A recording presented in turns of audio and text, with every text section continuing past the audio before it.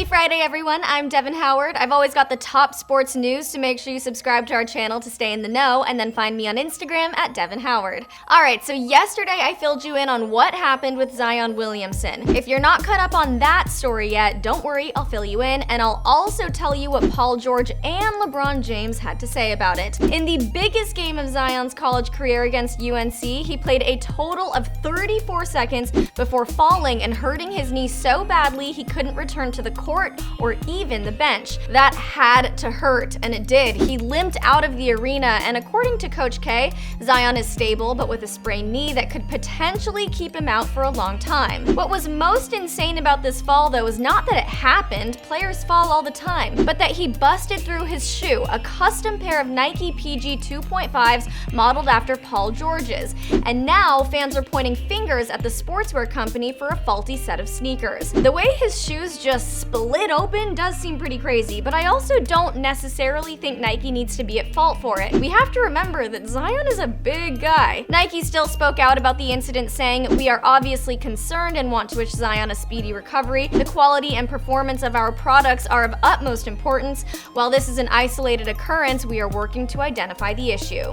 And now, even Paul George is discussing the fall. He wished the freshman player all the best and let him know he was there for him while he's hurt, but he also acknowledged how the shoe is partially responsible for the injury, and although he doesn't know what went wrong, he's hoping to figure it out. Talk to Nike to see what went wrong, what happened with the shoe. I take pride in that.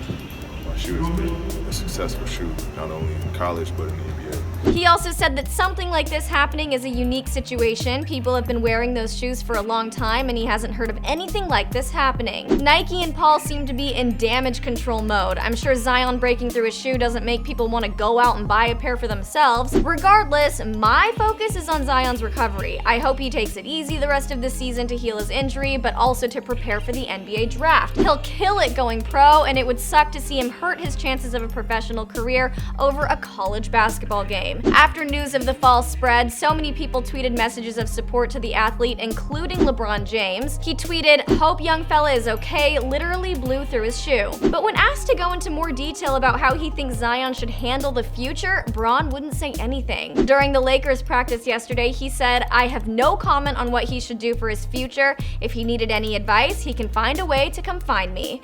Even though LeBron is staying quiet on offering any unsolicited advice to the young player, I think we all know he feels that sitting out would be the best option. LeBron did say recently that he admired Zion's commitment to the college basketball team, despite Scottie Pippen saying he should lay low until the draft. Zion loves the game and shrugged off those comments, confused as to why he'd stop playing just because he wants to go pro. Well, the reason why is because of injury, which obviously we all saw has already happened. But LeBron still won't speak up. He continued on saying he has to do what's best for him, and his family is always going to support him. "It's not my lane to talk about what he should do going forward."